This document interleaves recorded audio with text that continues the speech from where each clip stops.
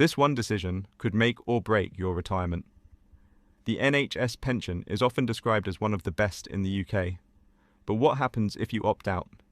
You take home more money each month, your payslip looks better, and it can feel like an easy win. But under the surface, the consequences are much bigger than most people realise. In this video, we're breaking down exactly what happens if you opt out of the NHS pension, the short-term gains, the long-term trade-offs, and when, if ever, it might make sense. Now, before we begin, I would humbly ask that if you haven't already subscribed, then please consider doing so now.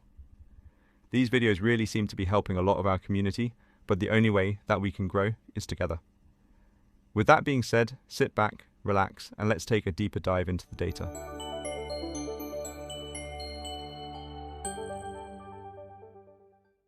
Most people think the NHS scheme is just another pension, but it's not. So let's just recap the pension fundamentals. Now, I'm not going into too much detail here, as we've already done a full pension breakdown explainer, so feel free to check it out if you get time. What we need to remember for this video is that it's a defined benefit scheme. It's based on salary and years worked. It provides guaranteed income for life, and it's adjusted with inflation. This is huge. So, what does opting out actually mean? Opting out means you choose to stop being an active member of the NHS pension scheme. This means you stop paying pension contributions, your employer stops contributing, and you stop building future pension benefits. Your previous pension isn't lost. It stays in the scheme, and will still be paid when you retire. But from the moment you opt out, you're no longer building new pension entitlement.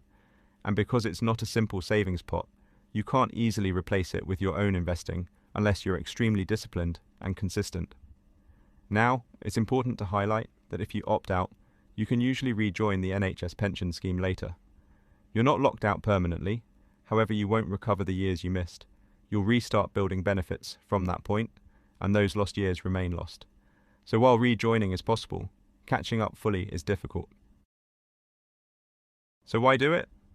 Well, the main reason people opt out is simple. You get more money in your bank account each month. NHS pension contributions are not small.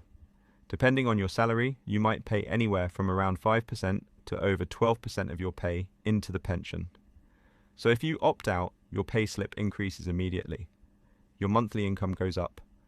And, ultimately, it feels like a pay rise. For example, if you're earning £35,000 and contributing around 9.8%, opting out could increase your take-home pay by £200 to £300 per month, which is a big difference. But remember, that's only one side of the story. You gain a higher monthly take-home pay, more control over your money, and the ability to invest it elsewhere. I know, it sounds like the dream, but before you run off making big changes, let's have a look at the downsides and where people go wrong. So here's a part most people underestimate. When you opt out, you don't just stop your contributions, you also lose your employer's contribution. In the NHS, that's huge, as the employer contribution is over 20% of your salary. So for example, if you earn £35,000, you might contribute around £3,400 per year. But your employer contributes £7,000 plus per year. If you opt out, you lose that £7,000 instantly. It doesn't get paid to you. It doesn't go into another account. It simply disappears. And that's one of the biggest hidden costs of opting out. You're not just stopping your contribution, you're walking away from free money. There are also additional benefits tied to NHS pension membership that you lose when you opt out, such as death in service benefits, ill health, retirement protection, and dependents' pensions. These protections are often overlooked, but they're extremely valuable. Opting out doesn't just affect retirement, it affects your financial safety net. So, let's just imagine the long-term effect if you opt out. If you opt out for 1 year, you're likely to see a small long-term impact. If you miss 5 years, then you're likely to encounter a noticeable reduction. And if you miss 10 years or more, then you'll see a potentially massive difference. This is because you're losing your own contributions, employer contributions, inflation-linked revaluation, and compounding over time. So even a few years out of the scheme can reduce your retirement income significantly if closer to the start of your career. And unlike a savings account, you can't simply top it back up later to fully catch up.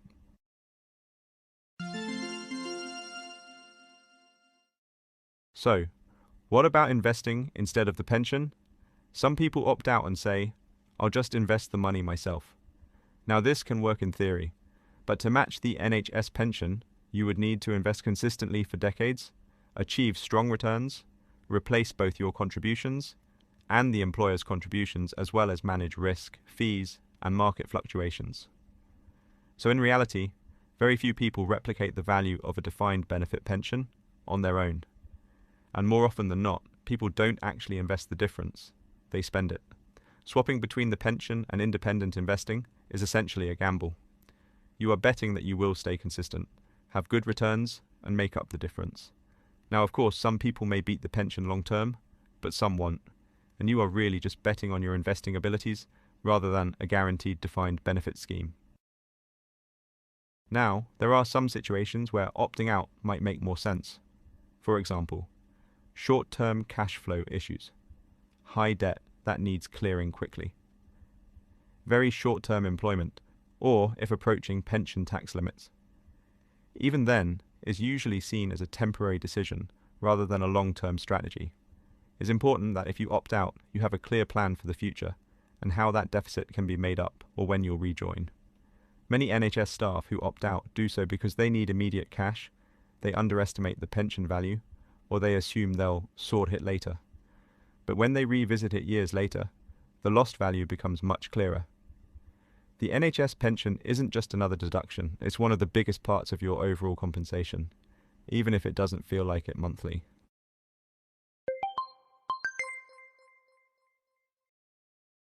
So what happens if you opt out of the pension? Well, you'll gain a higher monthly take-home pay, more control over your money, and the ability to invest it elsewhere.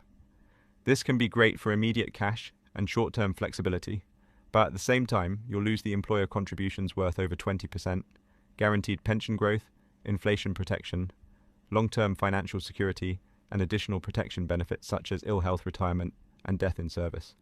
So it's really just a trade-off between short-term income and long-term wealth. And for most NHS staff, the long-term value of staying in the scheme is very hard to beat. Now, this video is simply meant to highlight some of the pros and cons of leaving the NHS pension scheme.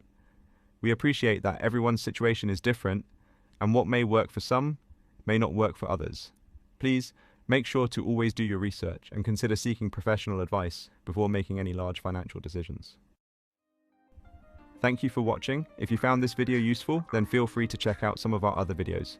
Please hit the like button below on the way out and subscribe for more simple finance videos covering pay, pensions, tax, and long-term wealth. I hope we cross paths again, and I wish you all the best for your future.